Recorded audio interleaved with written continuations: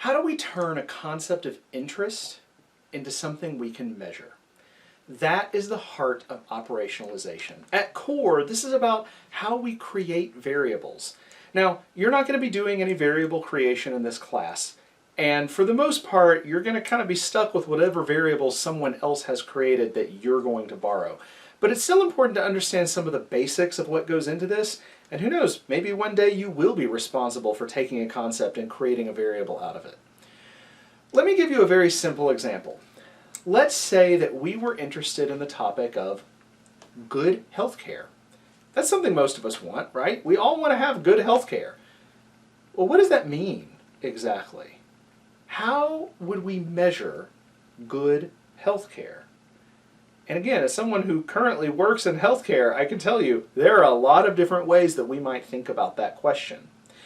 Or here's another one that I used to use in my classes in the past. Let's say you were interested in doing a study on sexual activity. How do you measure having had sex? What counts exactly? And you might think to yourself, oh, I know what counts as sex. Okay, and maybe that works for you. But how do you know that your definition is shared by everyone else? I would almost be willing to bet money that if you were to ask 10 different people you know how they define having sex, you'd probably get at least 8 different answers. So, the point in all this is we have to be really clear about how we take a concept, even something that we think we understand really, really well, and we have to be very careful in how we logically step through what that definition is and how we're going to measure that in a way that's going to be consistent and replicable over time. Now, there are 4 types of variables that you need to know about. And I'm going to tell you, you need to memorize this because we are going to be using this a lot. And it matters as to what type of variable you have in terms of what kind of analysis you can do with that variable. I'm going to give you the 4 types in order, and then I'll explain what they are. The 4 types of variables are nominal, ordinal, interval, and ratio. And if that seems a little bit weird, I want you to remember this mnemonic device. Really, it's not even a mnemonic device, it's an acronym. Look at the letters in that order. They spell the word noir. So I want you to imagine me with a glass of Pinot Noir watching a film noir. And that will help you at least remember the order, and then if you can remember what the letters go with, that's where it really counts. Okay, what do these mean? A nominal variable is a variable that is categorical and unranked. So this might be something like race. We can understand many different racial categories such as white, black, Asian, Hispanic, and many others as well. But there's no ranking. It's not like one is more of a race than another. That just doesn't make sense. But there's still distinct categories. Gender might be another one that we could consider as a nominal variable. No ranking to it, but clearly distinct categories that we might have a reason to want to know something about. Ordinal variables are variables that have a rank but no definitive value to them. These are commonly found in what are called Likert scale questions. So a Likert scale question, and I'm sure you've answered these before on other surveys you've done, usually ask things like, rate your level of agreement with the following statement. And it might be a scale of 1 to 5, or 1 to 7, or 1 to 10, or it could be all sorts of different things, really. But the point is that you agree or disagree to some amount. Strongly agree, neutral, disagree, strongly disagree, for example. Or a question on how often do you do certain things? Never, rarely, sometimes, often, frequently. That's an ordinal level question. There's a clear ranking. Something is more or less than another, but how much more is a 5 than a 4? I mean, yes, mathematically 5 minus 4 is 1, but there's no meaning to that 1. There's no external value to it. So we can rank these things, but we do have to be careful about interpreting too much into how much more or less a certain value is. Next on our list is interval level variables. In an interval variable, not only is there a ranking, but the divisions between those ranks are uniform. So we might consider, for example, something like IQ, or temperature, or year of birth. There is a meaningful order to this and a meaningful division of value between each of the sets that we might use. But notice what's missing in that. There is no meaningful zero.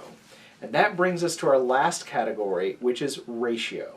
So a ratio variable is just like an interval variable in that there is a ranked order, there is a meaningful valuation between those ranks, and it has a meaningful zero to it. Let's also note we rarely encounter interval level variables in the social sciences. Usually by the time we hit to that discrete value set, we're getting into ratio level stuff. Some examples of ratio level variables would include things like income, years of education, and age. Think about it. You can have zero income. You could even have negative income if you're in debt. I guess you couldn't have negative years of education or negative age exactly, but there is a meaningful zero there, and that makes a difference in the types of calculations we might be able to do in our analysis process. Now, in quantitative work, we typically have at least two variables. One of those is what we're going to call the dependent variable, or sometimes called the outcome variable. This is the thing that we want to explain. And kind of like the Highlander, there can be only one. You can only ever have one dependent variable to a study. The other variable is what we would call the independent variable. And actually, there doesn't have to be only one of those. You could have multiple independent variables. And we'll talk more about that when we get into the multivariate analysis unit later. But the point is that a dependent variable depends upon something else, while the independent variable is able to act independently of the dependent variable.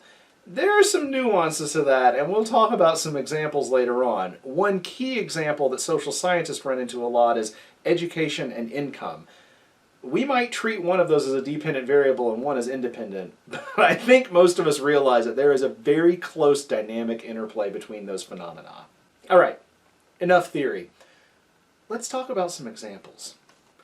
How might you measure something like happiness?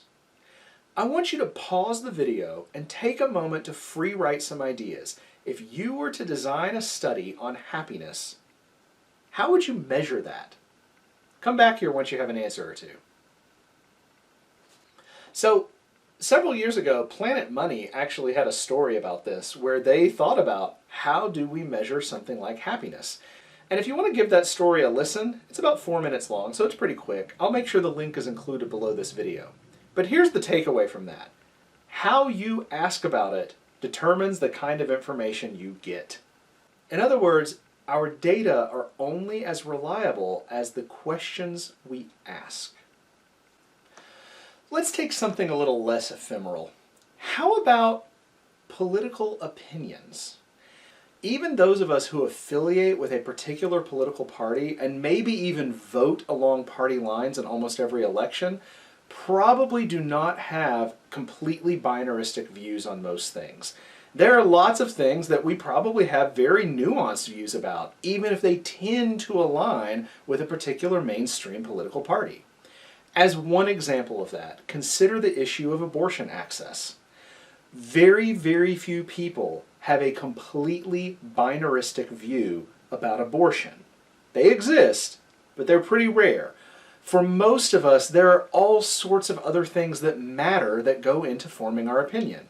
Things like the health of the woman and the fetus, or the circumstances by which the pregnancy occurred, or even the time in the pregnancy at which an abortion might be being sought. These are things that very often matter to many people and how they understand their opinions on abortion access. Even setting aside that level of complexity, how we ask the question matters. Here are 3 examples of actual survey questions on abortion. Listen carefully and think about how they differ from one another and what kinds of results you might get from them.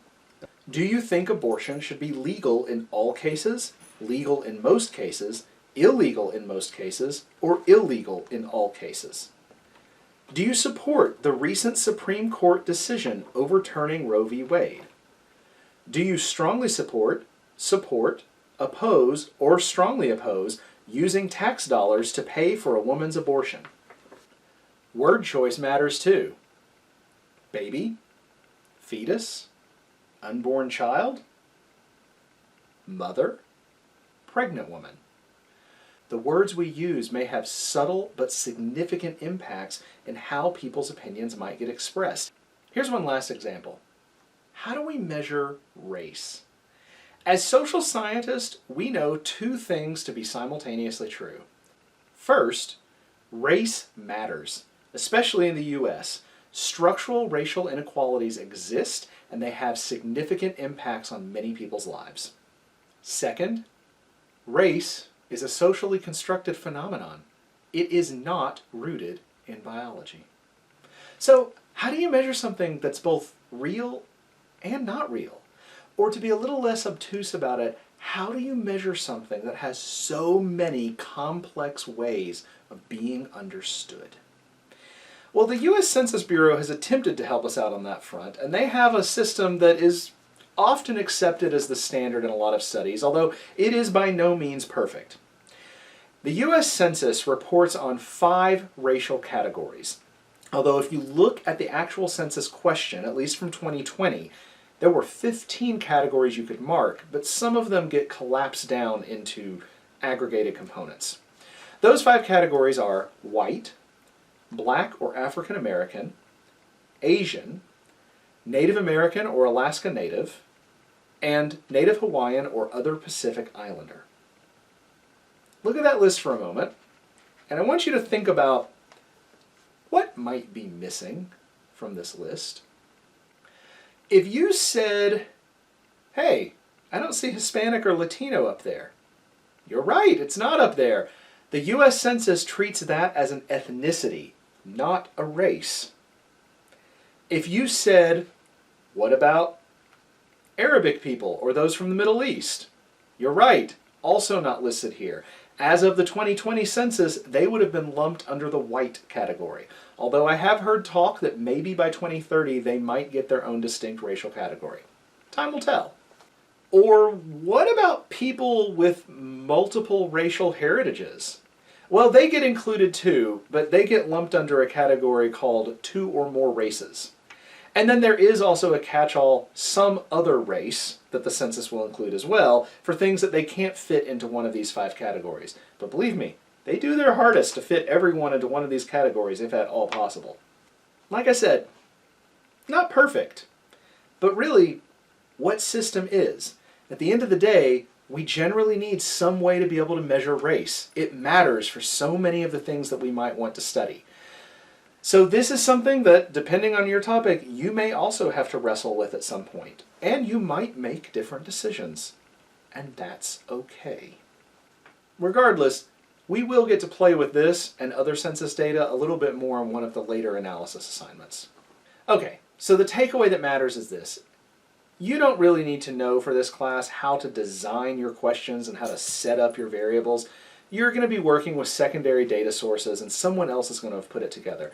But you do need to understand how they made the choices they made and how that might influence the kinds of questions and analyses that you are able to undertake. So hold that in mind as we continue to move forward. This is the kind of stuff I'm going to ask you to reflect on with whatever data sources you end up finding.